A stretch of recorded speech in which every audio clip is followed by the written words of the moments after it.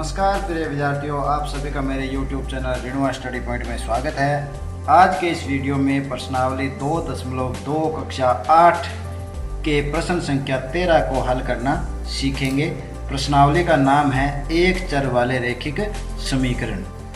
एक परिमेय संख्या को 5/2 से गुणा कर 2/3 जोड़ने पर -7/12 प्राप्त होता है, वह संख्या क्या है।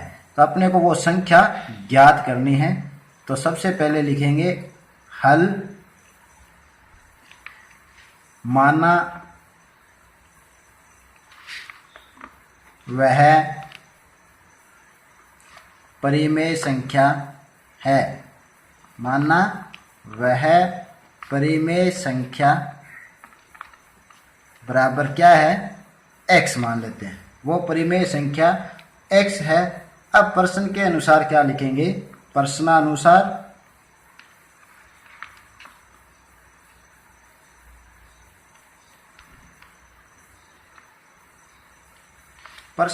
देखिए कि उस परिमेय संख्या को 5/2 से गुणा करना है। तो परिमेय संख्या को 5/2 से गुणा किया, 5/2 को x से गुणा किया, 5/2x, 5 से गुणा कर 2/3 जोड़ना है। 2/3 प्लस 2/3 जोड़ने पर जो मान है वो -7/12 प्राप्त होता है। इसे हल करेंगे और x का मान अपने प्राप्त कर सकते हैं। तो देखिए सबसे पहले अब बाएं पक्ष में से x का मान ज्ञात करना है। तो ये प्लस का 2/3 है, इसलिए दोनों पक्षों से 2/3 घटाने पर, क्योंकि यहाँ प्लस के 2/3 को हटाना है अपने को, तो दोनों पक्षों में 2/3 घटाने पर यहाँ -7/12, तो यहाँ भी 2/3 को घटाना है। यहाँ लिख दीजिए दोनों पक्षों में से 2/3 घटाने पर। अब 2/3 घटाते हैं तो बाएं पक्ष में क्या होगा, यहाँ ये 2/3 इस 2/3 से कट जाएगा, तो क्या बचेगा 5/2x बराबर। यहाँ देखिए दाएं पक्ष में ये परिमेय संख्याओं को दोनों का क्या होगा, योग होगा। ये भी माइनस की और ये भी माइनस की, तो योग करने के लिए लैस लेना आवश्यक है। किसका, हर का लैस है। तो 12 और 3 का लघुत्तम समापवर्त्य कितना आया, 12। इस 12 में इस 12 का भाग देंगे 1, और 1 को -7 से गुणा किया, क्या आया, -7। बीच में जो चिन्ह है वो माइनस का माइनस यहाँ लिखेंगे। 12 में 3 का भाग देंगे, कितनी बार गया, 4 बार। 4 को 2 से गुणा करना है, 4 दूना 8। इस तरह से इसको अपने हल करना है।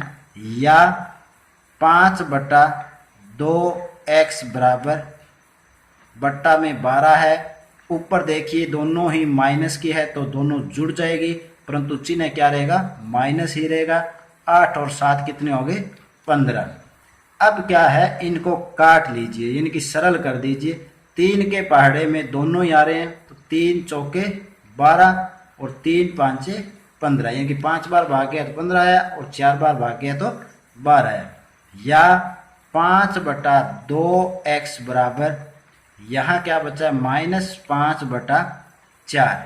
अब देखिए अपने को x का मान निकालने के लिए 5/2 गुणा में है, तो क्या करना पड़ेगा, दोनों तरफ 5/2 भाग, या इसे सरल तरीके में।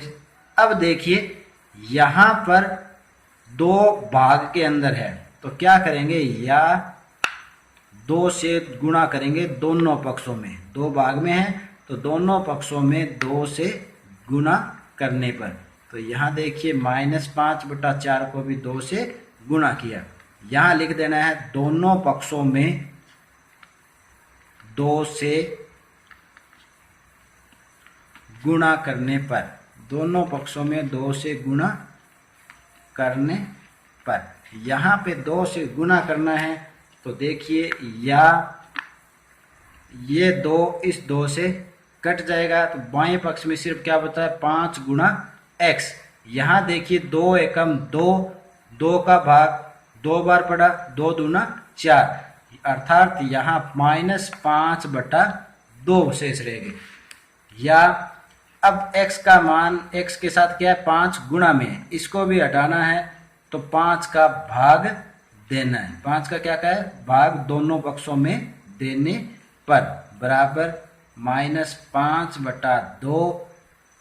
इधर भी भाग देना है तो भाग के अंदर ही आपको लिखना है, या फिर इसे गुणा 1/5 के रूप में लिख सकते हो। तो यहाँ लिख देंगे दोनों पक्षों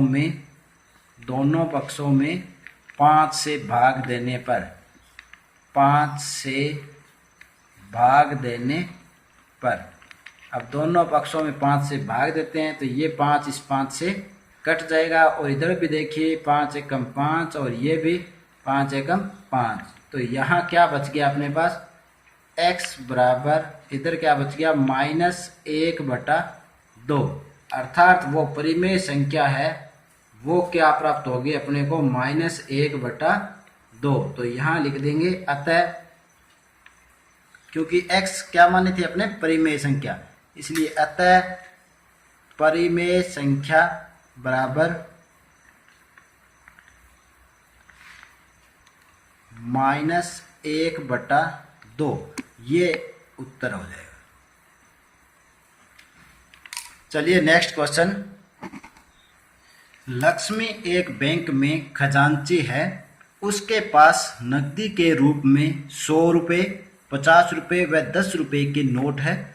उनकी संख्याओं में क्रमशः 2:3:5, अर्थात 100 रुपये के जो अनुपात है 2, 50 रुपये का अनुपात 3 के और 10 रुपये 5 के अनुपात में है। उनका कुल मूल्य 4 लाख रुपए है। तो प्रत्येक प्रकार के नोटों की संख्या कितनी है, ये अपने को ज्ञात करना है।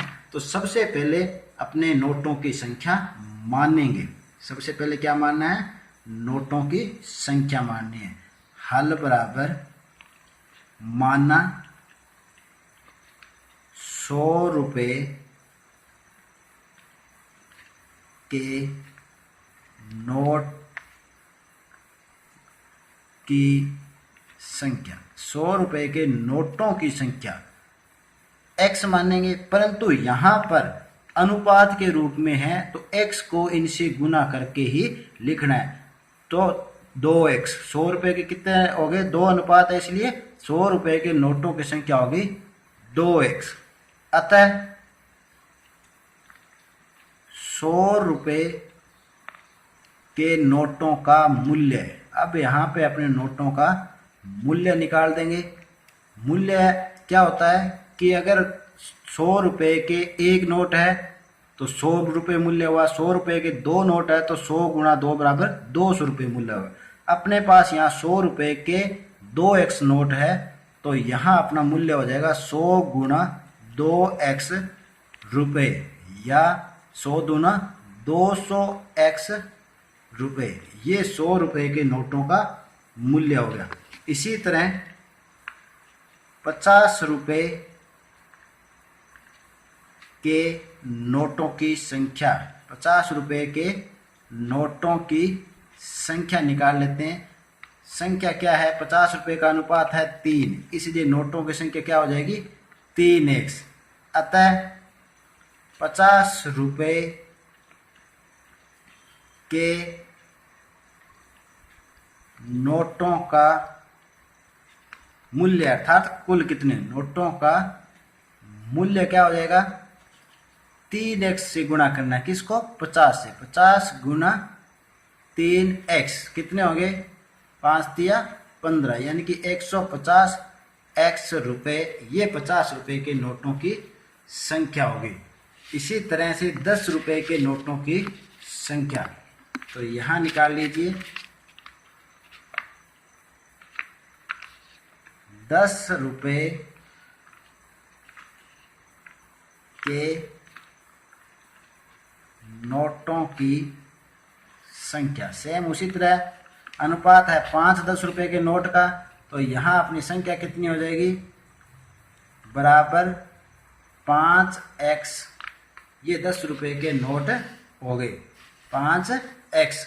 अब यहाँ पे अतः 10 रुपये के नोटों का कुल मूल्य, अतः 10 रुपये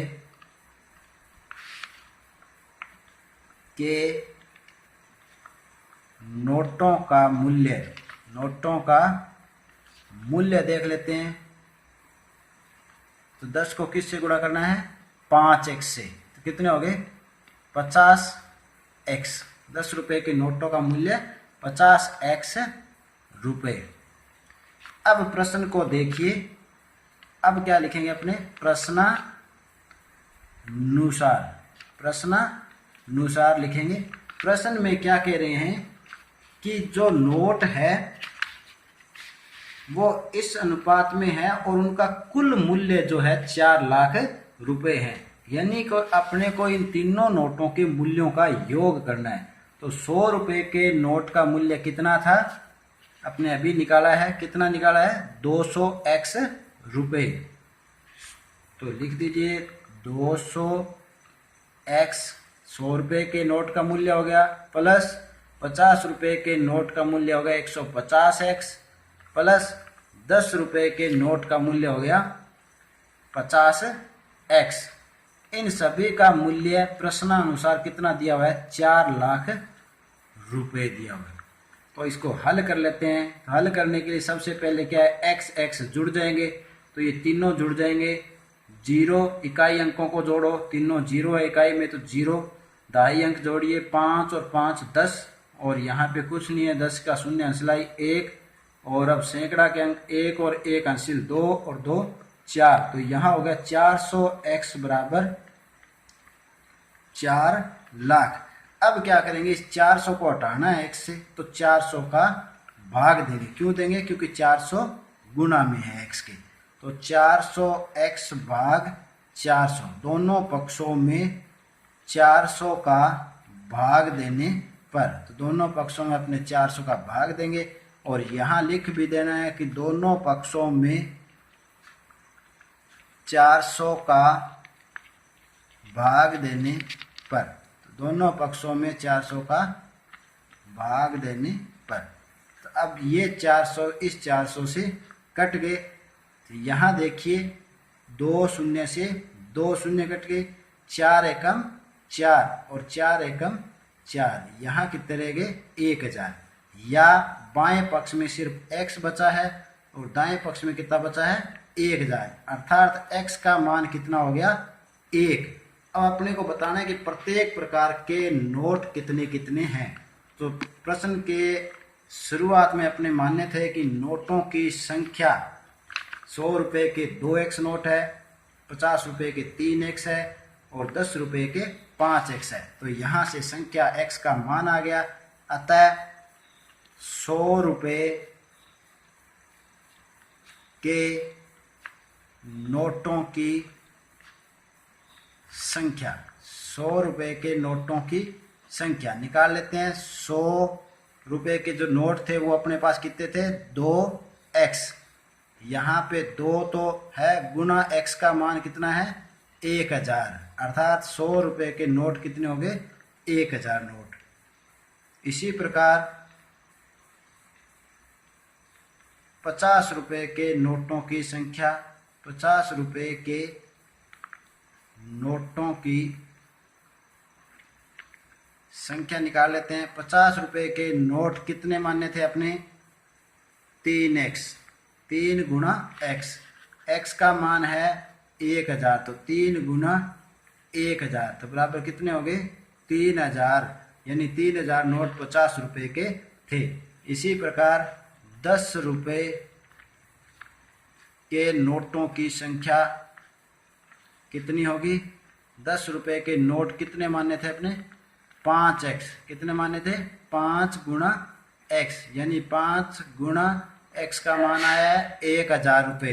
तो कितने हो गए? 10 रुपये के 5000 नोट हो गए। तो इस तरह से ये आपका प्रश्न हल हो जाता है। तो उम्मीद करता हूँ कि आज के वीडियो में जो प्रश्न आपको करवाए हैं वो अच्छी तरह समझ आए होंगे। तो आज के लिए इतना ही। मिलते हैं अगले वीडियो में एक नए टॉपिक के साथ। तब तक के लिए धन्यवाद।